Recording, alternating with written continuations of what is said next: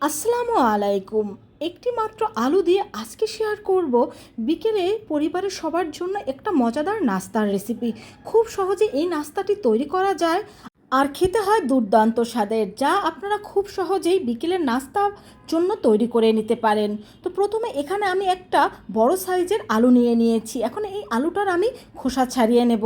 খোসা ছাড়িয়ে এই আলুটাকে আমি ভালোভাবে ধুয়ে নিয়েছি।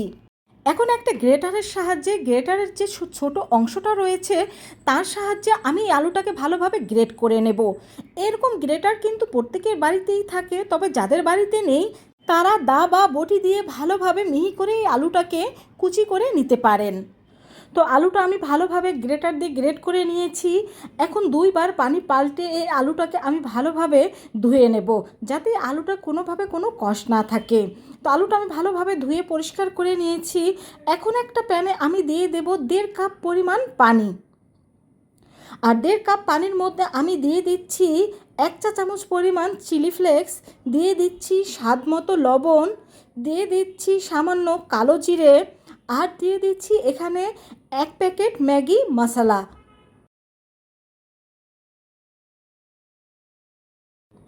এখন এর মধ্যে আমি দিয়ে দেব সেই ধুয়ে রাখা আলু।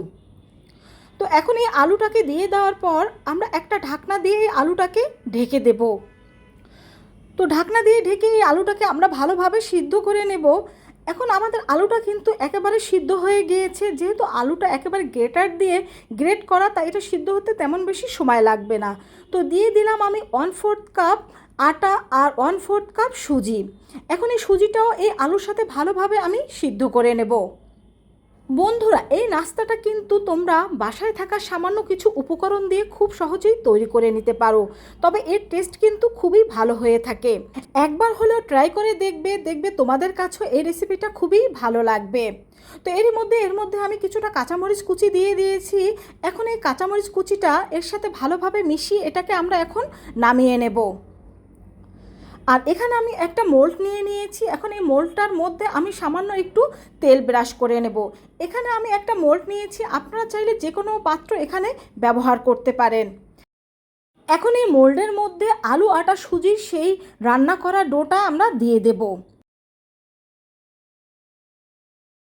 তো এটা দিয়ে দেওয়ার পর এখন এটাকে এইভাবে করে চেপে চেপে আমরা একটা 4 কোণা লম্বা আকৃতির শেপ দিয়ে দেব। আপনারা চাইলে যে কোনো শেপে এটাকে দিয়ে দিতে পারেন।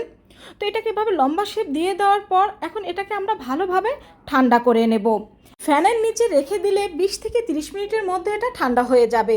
তো আমাদের এটা ঠান্ডা হয়ে গিয়েছে। এখন এটাকে আমি ছোট ছোট কিউব আকারে কেটে নেব। তবে এটাকে আপনারা আপনাদের ইচ্ছে মতো যে কোনো শেপ দিয়েই কেটে নিতে পারেন। তো একটা আমি আপনাদের হাতে তুলে দেখিয়ে দিচ্ছি, দেখুন এটা কত পারফেক্টভাবে সেট হয়ে গিয়েছে। এখন এগুলোকে আমরা গরম তেলে ভালোভাবে ভেজে নেব।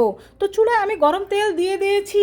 তেলটা গরম হওয়ার পরে এর মধ্যে একটা একটা করে সেই নাস্তাগুলো দিয়ে দেব। আর এই নাস্তাগুলো আমরা গোল্ডেন ব্রাউন করে ভেজে নেব। আর এই নাস্তাগুলো ভাজার পর কিন্তু উপরের অংশটা যেমন মুচমুচে হবে, ভিতরটা থাকবে তেমনি সফট। আর তো ভাজার জন্য এখানে আমি অনেকগুলো নাস্তা একসাথে দিয়ে দিয়েছি। তো নাস্তাগুলোর এক পাশ হয়ে গেলে আমি অন্য পাশটা উল্টে দেব। তো বন্ধুরা, তোমরা কিন্তু দেখেই নিলে কত সহজভাবে ঝটপট একটা নাস্তা তৈরি করে নিলাম বাসায় থাকা সামান্য কিছু উপকরণ দিয়ে। আশা করছি তোমরাও এই নাস্তাটা খুব সহজে এইভাবে করে তৈরি করে নিতে পারবে, আর দেখবে তোমাদের কাছেও এই নাস্তাগুলো খুবই ভালো লাগবে। তো নাস্তাগুলো সব ভাজা হয়ে গেলে এখন এগুলোকে আমরা তুলে নেব। আর একইভাবে আমরা সব নাস্তাগুলো ভেজে নেব। তো সব নাস্তাগুলো কিন্তু আমি ভেজে নিয়েছি। বন্ধুরা, দেখেই বুঝতে পারছো যে নাস্তাগুলো কতটা লোভনীয় হয়েছে। বিকেলে চায়ের আড্ডার জন্য সহজেই ঝটপট এই নাস্তাটা কিন্তু তোমরা তৈরি করে নিতে পারো, অথবা বাচ্চাদের টিফিনেও কিন্তু এরকম নাস্তা তৈরি করে দেওয়া যায় খুবই সহজে। ভালো লাগলে কমেন্ট করে জানাবে, বন্ধুদের সাথে শেয়ার করবে। সবাই ভালো থেকো। আল্লাহ হাফেজ।